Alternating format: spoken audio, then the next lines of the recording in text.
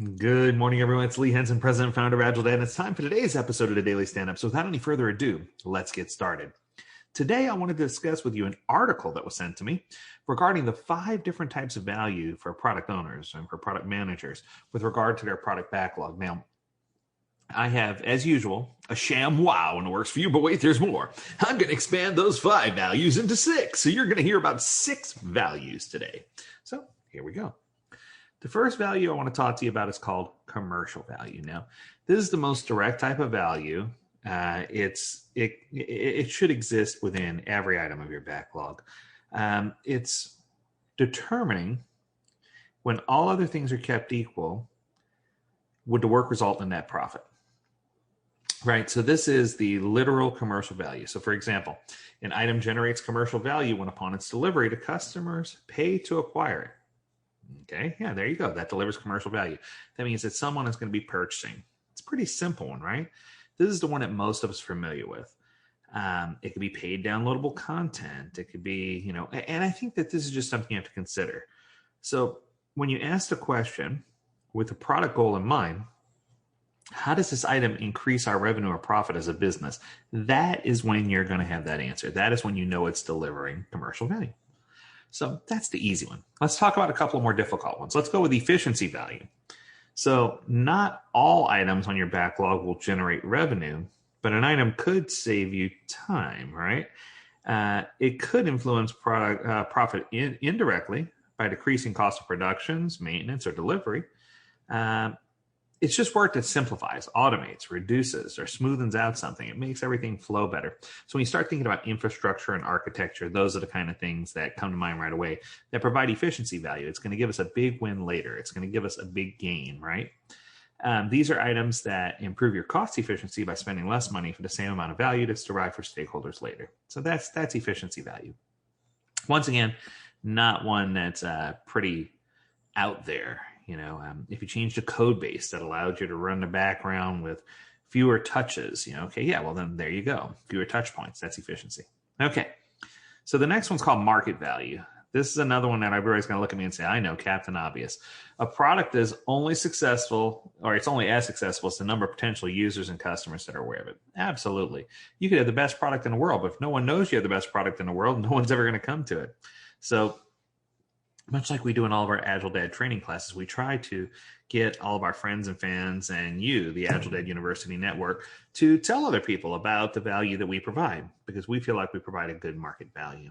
So this could be set up copywriting for a simple website. It could be market value provided by a podcast, like the Daily Stand-Up podcast. It's just, you have to ask yourself, with the product goal in mind, how does this item allow me to attract more users or customers, right?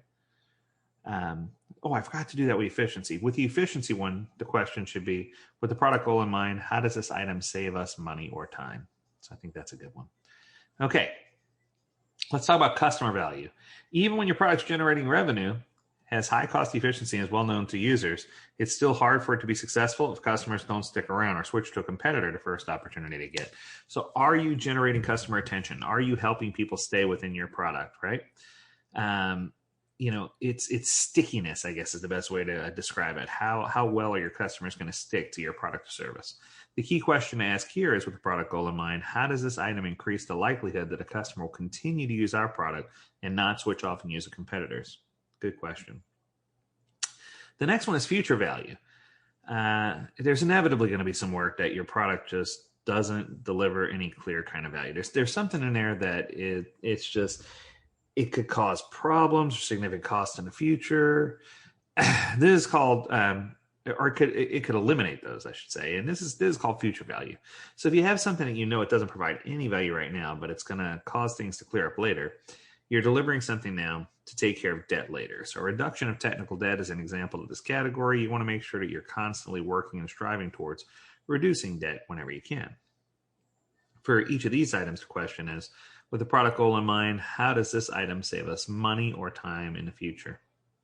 Fair question. I think the thing is, more than anything, that you have to start a conversation around value, because I promised you a 6th value type. And a 6th value type is the scariest one, and that's no value. And I think that sometimes we just have to come out and admit and say, hey, this really doesn't apply. This doesn't have value. And it's hard sometimes to tell someone that their dream, that their baby, that their product, that has no value. But the truth is, it's something that we need to get used to doing. So I think here, in context, these 5 values make a lot of sense. It drives conversation. It helps you get the right product ownership model in mind, and it helps you think things through. So one more time, in case you missed them, we had commercial value, efficiency value, market value, customer value, future value, and then, of course, my Lagniappe, no value. I hope that you enjoyed this episode of the Daily Stand-Up. As always, we encourage you to write in if you have an idea for an episode that you'd like to hear, to learn more at agiledad.com. And as always, we encourage you to stay healthy, stay well, and stay agile, my friends. Until next time.